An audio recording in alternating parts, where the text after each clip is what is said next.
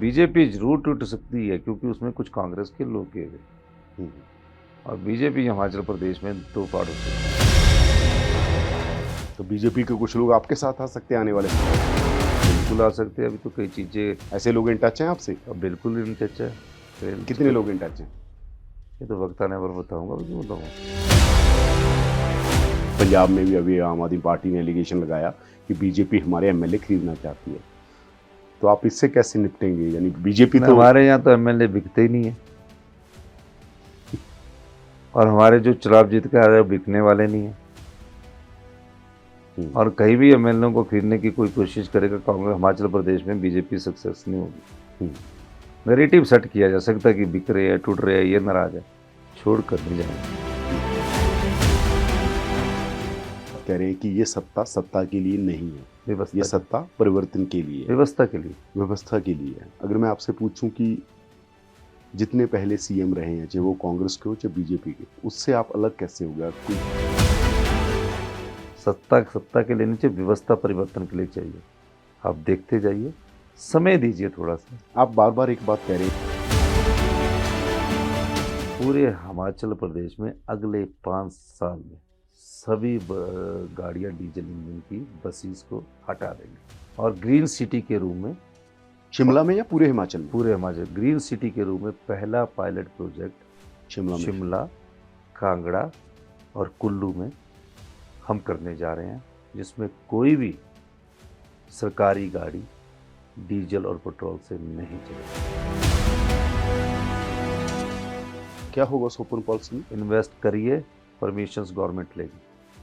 इसने 100 करोड़ लगाना है, 50 करोड़ लगाना, वो पटवारी से धक्केगा, वो यहाँ आके फिर एक और से धक्केगा, वो सब धक्के। आप सिंगल विंडो होगा। आप हिमाचल के लोगों को रोजगार दीजिए, 70% इन्वेस्टमेंट कीजिए, हिमाचल के लोगों को रोजगार दीजिए, और जितना ज़्यादा आप रोजगार देंगे उस दृष्टि से भी हम आगे बढ़ेंगे। बहुत सारे एनालिसिस हो रहे हैं ना, मीडिया में हो रहे हैं, आपकी पार्टी ने किया होगा, बीजेपी भी कर रही है। अगर आप एक बात कोई बताएं कि इस वजह से हम जीते हैं, तो रिवाज बदल देंगे, लेकिन जनता के मन को थोड़ी टटोला जा सकता है। जनता ने उनका राज ही बदल दिया। हम सत्ता के लिए नहीं आए, हम व्यवस्था परिवर्तन के लिए आए हैं, और उस दृष्टिकोण से हम आगे बढ़ते जा रहे हैं। पावर वाले बिजली वाला में तो हम पावर सरप्लस स्टेट है। पंजाब में वो बिजली खरीदते हैं, फिर सब्सिडाइज में देते हैं। हम तो बिजली पैदा करते हैं, छोटा सा इशू है, कोई ज़्यादा बड़ा इशू। हिमाचल को हम अच्छा स्टेट बनाएंगे, सुंदर स्टेट बनाएंगे, और आप लोग जब आएंगे तो पाएंगे कि पोल्यूशन फ्री स्टेट है। जिस दिन सीएम की चर्चा चल रही थी, आपने कहा मैं सीएम की रेस में नहीं हूँ, आपकी स्टेटमेंट आई, आप सीएम बन गए। शिवराज सिंह जी हमारी प्रदेश की अध्यक्ष जी, और हम प्रदेश की अध्यक्ष हमारी सम्मानित होती है। मैं मुख्यमंत्री विधायकों का चुनकर जनता का बनाऊं, पर मुख्यमंत्री किसी पार्टी से बनाऊं? पहले मैं कांग्रेस का सदस्य, और कांग्रेस का सदस्य किसके अधीन होता है? वो प्रदेश कांग्रेस कमेटी के जो अध्यक्ष होता है उसके अधीन होता है। तो पहले मैं कांग्रेस का सदस्य और सम्मानित हमारी नेता।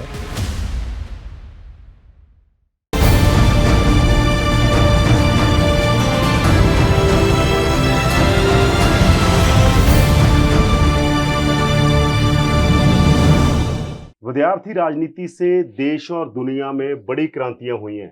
फ्रांस का 70s का दौर हो, जहां भारत का आज़ादी का दौर, हिमाचल के जो नए सीएम बने हैं वो भी विद्यार्थी राजनीति से निकले हैं। हिमाचल में कांग्रेस जीतने से इंडियन पॉलिटिक्स का नैरेटिव भी बदला है। कांग्रेस के वर्कर उत्साहित हैं। हमारे साथ सीएम है, उनसे बात करेंगे कि कैसी उनकी यात्रा रहेगी। बहुत बहुत स्वागत है जी। सबसे पहला सवाल मेरा, पहले तो सबसे पहले शुभकामनाएं आपको बहुत बहुत धन्यवाद। बड़ी जीत के लिए। सबसे पहला मेरा सवाल यह है कि बहुत बार ये सोचा जाता था कि इस कुर्सी पर आप आएंगे, ये सीएम वाली कुर्सी है, बहुत बार बात होती थी हिमाचल में, तो जब आप बैठे हैं किस तरह का फील हो रहा है आपको? क्योंकि बहुत बात होती थी, सुक्खू कब सीएम बनेंगे, सुक्खू कब सीएम बनेंगे। माहौल ही बदल चुका है। पहले हम आते थे, एमएलए में 2003 में बन चुका था जी, और 3 बार मैं एमएलए बन चुका था। जी जी। तो कई बार खुद ही गाड़ी चलाकर अल्टो चलकर जा जाते थे। और जब सीएम बन गए तो जब पूरी सिक्योरिटी मिल गई, पहले जो थी, मैंने पीएसओ भी नहीं लिए रखा था, अब 10-15 आगे या पीछे लोग घूम रहे हैं, थोड़ा सा बंधन सा लगता है। अभी उस वातावरण में ढलने में टाइम लग रहा है, पर धीरे धीरे जब ढलेंगे तो कहीं ऐसा ना हो कि लोगों से ही ना दूर हो जाए। मैं इसीलिए पूछ रहा इसी हूँ। दृष्टिकोण से मैं थोड़ा सा, ये जो आप देख रहे थे अभी मिलने का, तो बड़ा लिबरल होके मिल रहा हूँ। तो अब क्योंकि अब तक ये माना जाता है कि आप आम लोगों के विधायक माने जाते थे, आम लोगों के लीडर, और खास तौर पर क्योंकि स्टूडेंट पॉलिटिक्स से निकले तो मास पॉलिटिक्स वाले लीडर माने जाते थे। जी कहीं ये जो जब सत्ता आती है, कहते हैं ना कि राजनीति को कई बार बदलते बदलते राजनेता बदल जाते हैं, ऐसा तो नहीं होगा? नहीं नहीं, मेरा स्वभाव नहीं है, मेरे स्वभाव में नहीं है। और ये मेरे साथ रहने वाले कई साथी वो पहले से जानते हैं। जी। मुझसे से थोड़ा रूखा जरूर लगता हूँ, कड़क जरूर लगता हूँ, लेकिन स्वभाव में नहीं है। पहली गति से ऐसे लगता है जरा वो है। लेकिन मैं अपने तरीके से सोचता हूँ। हमारा जो भी अच्छा कार्य करना होता है उसे करने की कोशिश करता हूँ। हम लोगों से भी मिल रहे हैं, मीटिंग्स भी साथ साथ चल रही है, डिसीजन भी साथ साथ हो रहे हैं। आप क्या मानते हैं इस जीत का? अगर बहुत सारे एनालिसिस हो रहे हैं ना, मीडिया में हो रहे हैं, आपकी पार्टी ने किया होगा, बीजेपी भी कर रही है, अगर आप एक बात कोई बताएं कि इस वजह से हम जीते हैं, क्योंकि ये जो कहा जा रहा है कि हिंदुत्व की पॉलिटिक्स जो बीजेपी पोलराइजेशन वाली पॉलिटिक्स करती थी, यहाँ पर तो मेजोरिटी हिंदू हुआ, उनको बहुत बड़ी हार मिली है यहाँ, तो इसको आप कैसे देखते हो? आप एक पॉइंट कौन सा देखते हो कि इस पॉइंट की वजह से हम जीते हैं? देखिए, भारतीय जनता पार्टी के साथ हमारा सीधा मुकाबला था, और उस पार्टी के राष्ट्रीय अध्यक्ष हिमाचल प्रदेश से आते हैं, अनुराग ठाकुर हिमाचल प्रदेश से आते हैं। राजनीतिक तौर पर बड़ा जागरूक प्रदेश है हिमाचल प्रदेश। और भारतीय जनता पार्टी के जो दिग्गज थे वो सब लोग चुनाव प्रचार में भविष्यवाणियां कर रहे थे, रिवाज बदल देंगे। लेकिन जनता के मन को थोड़ी टटोला जा सकता है। जनता ने उनका राज ही बदल दिया। जब जनता ने उनका राज बदल दिया तो निश्चित तौर पर उन्हें आंकलन करना चाहिए कि जिस राज्य में 97% हिंदू रहते हो और हिंदुत्व के नाम पर वो अपनी राजनीति चमकाते हो, उसी राज्य के हिंदुओं ने उस पार्टी के हिंदुत्व की विचारधारा को नकार दिया। और जो मुद्दे थे, उन मुद्दों में चाहे वो महंगाई का मुद्दा था, चाहे वो बेरोजगारी का मुद्दा था, पेपर लीक मामले का मुद्दा था, सभी मुद्दे थे जो थे, वो जनता ने समझ कर चुप रही। और जब आक्रमण करने का टाइम आया, अटैक करने का टाइम आया, तो उन्होंने अपना वोट डालकर पूरा अटैक किया और कांग्रेस पार्टी को 40 सीटें मिली। क्योंकि अगर हम, ये दो नैरेटिव हैं, एक नैरेटिव है बीजेपी का नैरेटिव, जो बीजेपी को कहते centre to extreme right party है, कांग्रेस को माना जाता है सेंटर टू लेफ्ट पार्टी माना जाता है। नेहरू के दौर में समाजवाद की बातें होती थी, इंदिरा जी के दौर में बहुत बड़ा जो सरकारीकरण हुआ बहुत सारी चीज़ों का। तो आप कैसे देखते हैं, मतलब क्या ये टर्निंग पॉइंट है, ये जो हिमाचल का चुनाव है, इसके बाद ये जो बीजेपी की राजनीति है, क्योंकि उस पर ब्रेक नहीं लग रही थी, कहीं यहाँ पर एक बड़ा टर्निंग पॉइंट आया है, आप कैसे देखते हैं? निश्चित तौर पर हिमाचल प्रदेश से पूरी कांग्रेस को एक नई संजीवनी मिली है। और सबसे बड़ी बात है कि कांग्रेस पार्टी ने एक ऐसे कार्यकर्ता को मुख्यमंत्री बनाया जो सीआर से लेकर सरकार तक पहुंचा। तो ये चीज बड़ी बात है।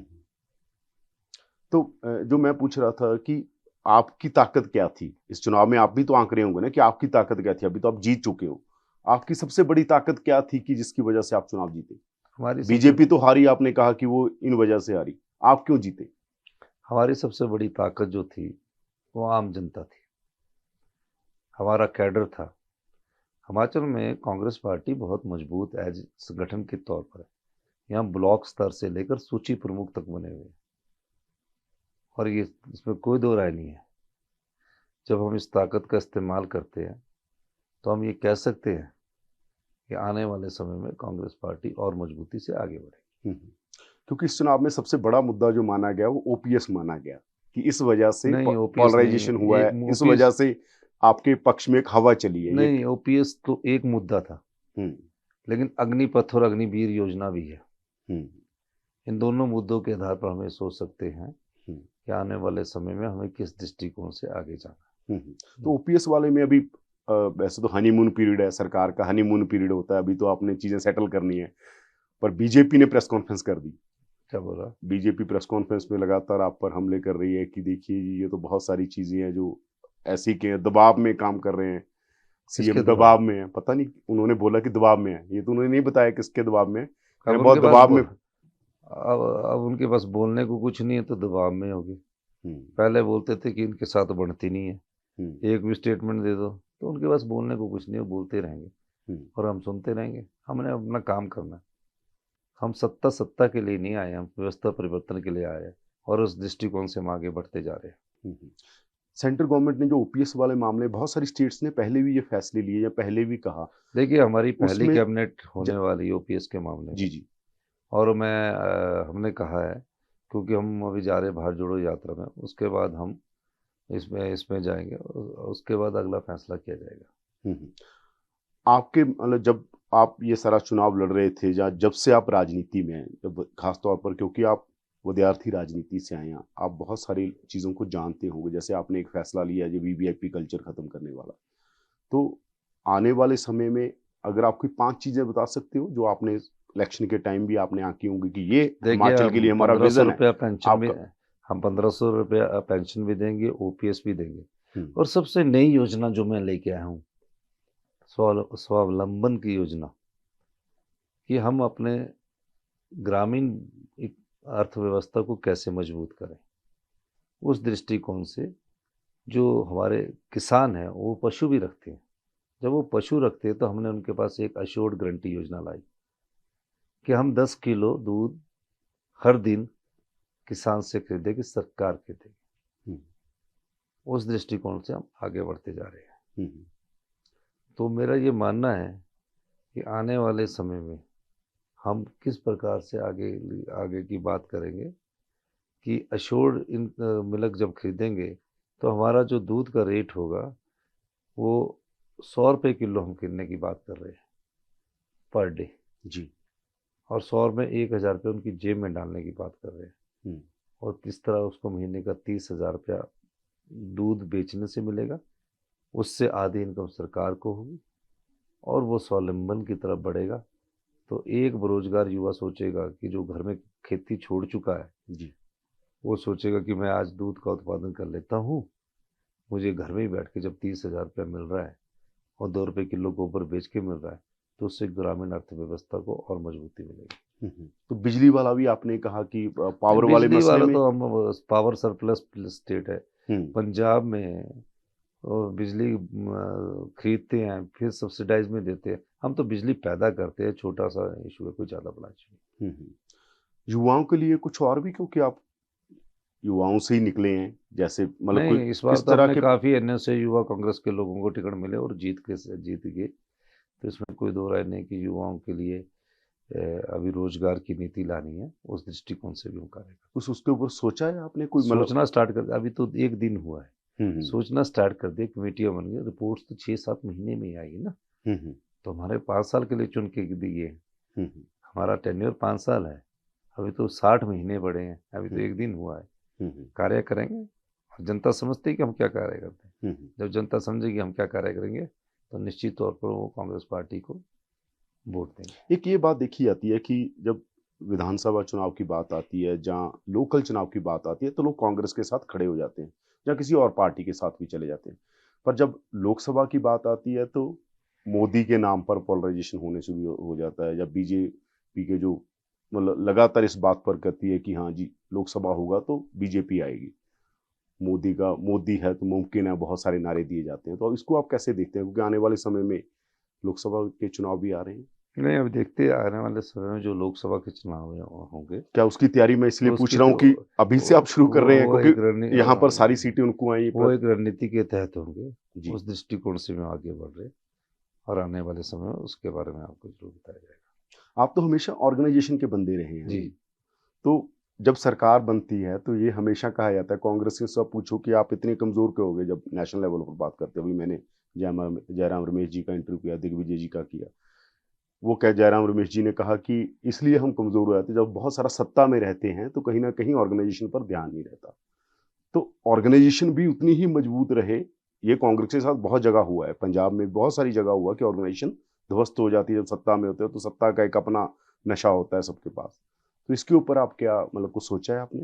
नहीं, संगठन भी मजबूत है, सरकार भी मजबूत है, और हम तो संगठन से निकले। इसीलिए मैं पूछ रहा हूँ कि संगठन के लिए मान हम लीजिए एनएसयूए से निकले, यूथ कांग्रेस से निकले, प्रदेश कांग्रेस कमेटी क्या से वो निकले। आपके जिला अध्यक्ष या जो भी जितने यहाँ लोगों को पावरफुल रहेंगे यहाँ पूरा? जितने भी पदाधिकारी क्योंकि बने उनको हैं, कई बार जो पार्टी वाले लोगों को भी पूछता नहीं है, जो सत्ता में आ जाते हैं उनको पूछा जाता है, हमेशा ये होता यहाँ है। जितने भी लोग अभी 19 के करीब विधायक तो एनएसयूए यूथ कांग्रेस से चुनकर आए हैं। और यंगर जनरेशन है, युवा जनरेशन जिन्हें 30-30 साल 35-37 साल पार्टी में लगा दिए, उनको मैंने अधिमान देना है, उनको आगे बढ़ाना है, नई पीढ़ी को आगे लाना है, वो बुजुर्ग जो है उनको भी सम्मान देना है।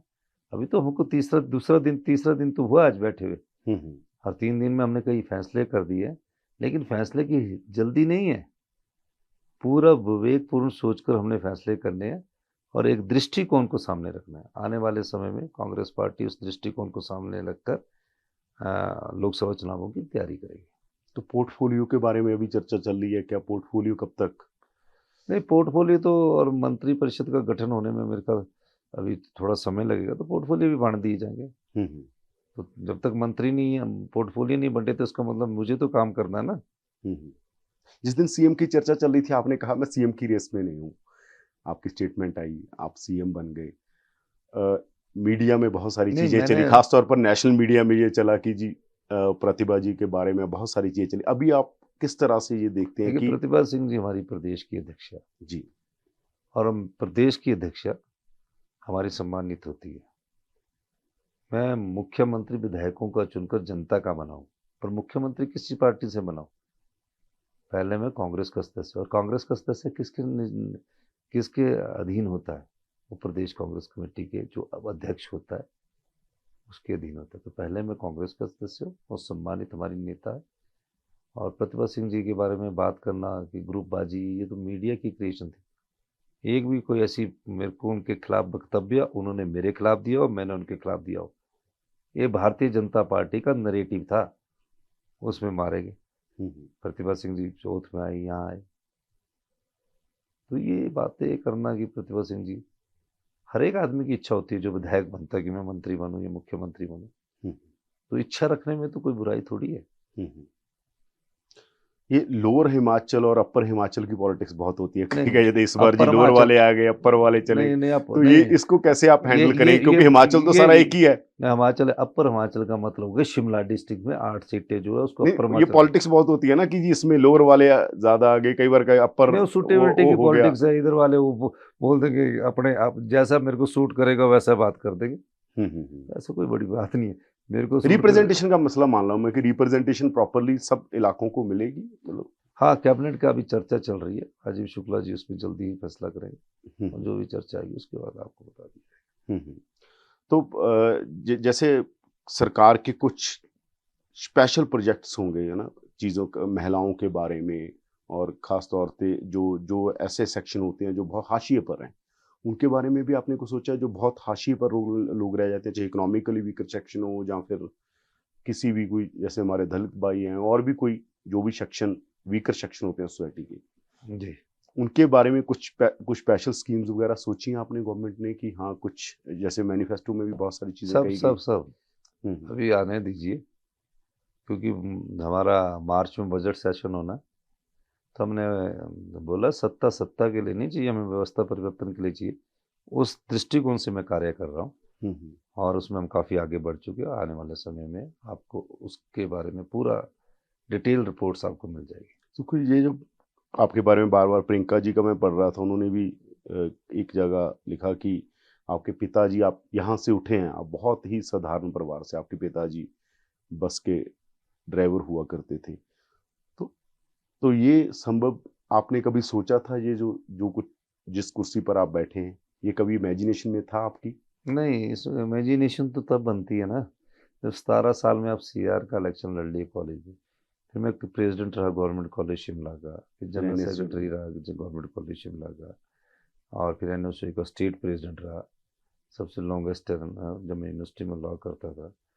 और उसके बाद हम एमएलए बन गए।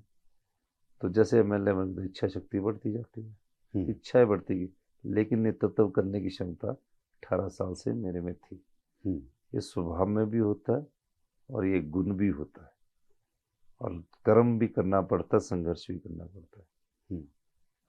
तो ये जो बार बार एक बात चलती है बीजेपी के बारे में कि ये तो ये ऑपरेशन लोटस लगातार आप बहुत सारी स्टेटों में आपके साथ हुआ, मध्य प्रदेश में हुआ और जगह भी ये इस तरह की चीज़ें बीजेपी करती है। पंजाब में भी अभी आम आदमी पार्टी ने एलिगेशन लगाया कि बीजेपी हमारे एमएलए खरीदना चाहती है। तो आप इससे कैसे निपटेंगे? यानी बीजेपी तो हमारे यहाँ तो एमएलए बिकते ही नहीं है, और हमारे जो चुनाव जीत के आ रहे हैं बिकने वाले नहीं है। और कहीं भी एमएलए को खरीदने की कोई कोशिश करेगा कांग्रेस, हिमाचल प्रदेश में बीजेपी सक्सेस नहीं होगी। नैरेटिव सेट किया जा सकता है कि बिक रहे हैं, टूट रहे हैं, ये नाराज है, छोड़ कर नहीं जाएंगे। बीजेपी जरूर टूट सकती है क्योंकि उसमें कुछ कांग्रेस के लोग गए हुए, और बीजेपी हिमाचल प्रदेश में दो फाड़ हो सकती है। तो बीजेपी के कुछ लोग आपके साथ आ सकते हैं आने वाले समय में? बिल्कुल आ सकते हैं। अभी तो कई चीजें, ऐसे लोग इन टच हैं आपसे? अब बिल्कुल इन टच है। कितने लोग इन टच हैं? ये तो वक्त आने पर बताऊंगा। अभी क्यों बताऊंगा? अच्छा, बीजेपी के जो लोग हैं वो कीन है कि हम कांग्रेस ज्वाइन कर लें? बिल्कुल कर लें। तो इस दृष्टि से भी हम आगे बढ़ते जा रहे हैं। तो ये चुनाव के टाइम भी कुछ लोग थे इन टच आपके जब चुनाव चल रहा था? नहीं, अब चुनाव के बाद, जीतने के बाद जरूरत है हमें। हम 43 है, 5-7 और ले आएंगे, 50 हो जाएंगे। तो अगर लाने होंगे, बीजेपी टूट सकती, क्योंकि यहाँ लोग बड़े कैडर से जुड़े होते हैं जी, तो इसलिए कोई ऐसी बात नहीं है।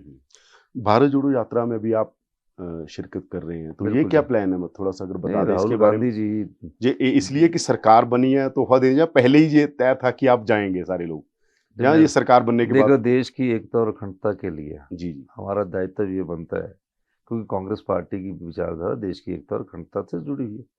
राहुल गांधी जी उसकी पद यात्रा कर रहे हैं। अब राहुल गांधी जी पद यात्रा करते तो हमने 40 एमएलए इंक्लूडिंग प्रतिभा सिंह, हम सबसे साथ जा रहे हैं। मैं डिप्टी चीफ मिनिस्टर, सबने प्रोग्राम बना दिया, कोई दो राय नहीं है। तो हिमाचल में क्या तैयारियां हैं जो भारत जोड़ो यात्रा की? क्योंकि भारत जोड़ो यात्रा हिमाचल भी आएगी वाया पंजाब, जम्मू। जिस दिन हिमाचल आएगी उस दिन तैयारियों का जायजा आपको पूरा पता लग जाएगा, और आपको बुलाएंगे, आपने देखना। जी जी, हम लोगों के साथ जुड़कर काम करते हैं और लोगों की भावनाओं की कदर करते हैं। प्रयास है हमारा कि हम लोगों की सेवा करें। सफलता हमारी मेहनत पर निर्भर करेगी। सफलता का पहला परिणाम 1 या 2 साल बाद आएगा। अभी तो योजनाएं बन रही है, जो व्यवस्था चल रही थी उसको मैं बदलाव करने जा रहा हूँ। सत्ता के लिए नीचे व्यवस्था परिवर्तन के लिए चाहिए। आप देखते जाइए, समय दीजिए थोड़ा सा। आप बार बार एक बात कह रहे हैं कि ये सत्ता के लिए नहीं है, ये सत्ता परिवर्तन के लिए है, व्यवस्था के लिए है। अगर मैं आपसे पूछूं कि जितने पहले सीएम रहे हैं, चाहे वो कांग्रेस के हो चाहे बीजेपी के, उससे आप अलग कैसे हो गया? कोई बता सकते हैं ऐसी चीजें? अनुभव अलग कैसे काम करेंगे? क्योंकि आपका तो काम करने का अनुभव, मैंने 30-35 साल की राजनीतिक जीवन में जो सीखा है, जो लोगों से अनुभव किया है, राजनीति की कोई किताब तो है नहीं जी, अनुभव ही है। बिल्कुल। तो अब उसको कैसे कार्य कराना, संगठन चलाना थोड़ा मुश्किल होता है। इसकी नियुक्ति कर दी तो वो नाराज हो गया, वो फिर बोलेगा मेरी नियुक्ति करो। यहाँ अगर नियुक्ति कर दी तो नाराजगी होगी, लेकिन पूछने वाला नहीं। संगठन में ये कर दिया, वो कर दिया, उसको करो, इसको करो, ये नाराज होके चला गया। सत्ता में अगर कोई नाराज होके चलता तो उसका नुकसान नाराज होने वाले का होता है, सत्ता में बने रहने वाले का नहीं होता। ये मैंने पाया है। अगर कोई सत्ता में, जो आज मैंने अनुभव सीखा है, सत्ता में कोई अगर नाराज होता है किसी चीज को लेकर तो नुकसान नाराज होने वाले को होता है। संगठन में अगर नाराज होता है तो नुकसान संगठन को होता है। जैसे उसकी एग्जांपल आप इतना चिर मतलब सत्ता साथ चले कांग्रेस के और आपको इतना बड़ा पद मिल गया। हाँ, आपने तो कभी सोचा नहीं हुआ कि इतना बड़ा पद मिल जाएगा। बिल्कुल, सत्ता की और संगठन की ये खूबियां हैं। तो मैं ये पूछ रहा हूँ कि मान लीजिए जो पिछले सीएम है, चाहे वो कांग्रेस के रहे हो या बीजेपी के रहे हो, उससे अगर मैं ये पूछूं, आप 4 चीजें कोई गिना सकते हैं अपने बारे में कि मैं अलग हूं, जो सुखविंदर मैं सिंह 4 सुक्खू हैं चीजें ये करके दिखाऊंगा। कि आप ये चीजें करो, मैं पहली परिवर्तन के लिए बना एक हूं, मैं चीज परिवर्तन। नहीं जी नहीं, एक चीज की अभी डायरेक्शन दे दी है जी जी पूरे हिमाचल प्रदेश में। अगले 5 साल में, अगले 5 साल में हम हिमाचल प्रदेश से सभी गाड़ियां डीजल इंजन की बसेस को हटा देंगे हम्म। और ग्रीन सिटी के रूप में, शिमला में या पूरे हिमाचल में? पूरे हिमाचल ग्रीन सिटी के रूप में पहला पायलट प्रोजेक्ट शिमला में। शिमला, कांगड़ा और कुल्लू में हम करने जा रहे हैं, जिसमें कोई भी सरकारी गाड़ी डीजल और पेट्रोल से नहीं चलेगी। उसके लिए पहले इंफ्रास्ट्रक्चर बनाने के दिशा निर्देश दे दिए गए। मेरी अगली रिव्यू मीटिंग में वो सब चीजें आएगी। मैं तो ये पहला जी, और हिमाचल की आबो हवा अच्छी रहे, हिमाचल में लोग ये फील करें कि आज हम 2-4 साल और जीने, जो हवा लेके गए उससे अच्छा। दूसरा हमारा टूरिज्म सेक्टर है, जो सबसे बड़ा यूएसपी है। ओपन पॉलिसी लाएंगे टूरिज्म और हाइड्रो में। क्या लाएंगे? Open policy. ओपन क्या पॉलिसी। क्या होगा उस ओपन पॉलिसी में? इन्वेस्ट करिए, परमिशंस गवर्नमेंट लेगी। हम इस दृष्टिकोण से काम कर रही है। जो एनवायरनमेंट की परमिशन वगैरह होती है, सब कुछ रहेगी।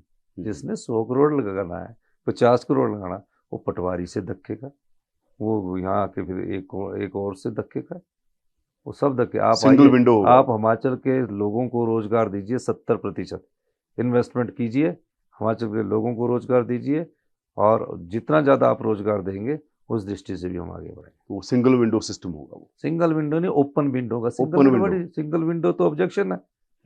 5 बैठ जाएंगे, उसके बाद बोलेंगे अपलोड करो, सेक्शन ही नहीं मिलती। ओपन विंडो होगा। आपकी सरकारों में चलता रहा सिंगल विंडो। नहीं वैसे ही नहीं, this is a open window. Open window का मतलब क्या है? ओपन विंडो ये है कि आप आ रहे हैं कि मैंने जी होटल बनाना है जी, और मैं ये जगह खरीद लूँ। आपको जगह खरीदने के, आपको पसंद आ गया, हम बोलेंगे खरीद लो। आप कितनी खरीदनी है उसका आपसे हम थोड़ा सा लीज मनी फिक्स कर देंगे कि आप हमारे को मिले, परमिशन डीसी लेगा आपका। इस बारे में अभी दिशा निर्देश अभी दे के आया हूँ। जी जी। तो अभी काम चल रहा है। ये तो अभी डायरेक्शन है मिनिस्टर्स के बगैर जी। ये डिपार्टमेंट वाइज में इनको डायरेक्शन दे रहा हूँ। फिर हमारी 1-1 घंटे की रिव्यू मीटिंग होगी, पर तब तक इनपुट चाहिए। तो इस दृष्टिकोण से आप इंतजार करिए। हिमाचल को हम अच्छा स्टेट बनाएंगे, सुंदर स्टेट बनाएंगे, और आप लोग जब आएंगे तो पाएंगे कि पोल्यूशन फ्री स्टेट है। तो इस दृष्टिकोण से युद्ध स्तर पर काम कर रहा हूँ। फूड प्रोसेसिंग इंडस्ट्री बहुत बड़ा माना जाता वो है भी हिमाचल में। दृष्टिकोण हम उसके लिए कुछ स्पेशली सोचा? नहीं, अभी तो मैंने प्रोसेसिंग 3-4 मिनिस्ट्री की मीटिंग ली है, आगे उसमें मिलेंगे। अब मैं बहुत थक गया हूँ, चलूँगा मैं। धन्यवाद, बहुत धन्यवाद।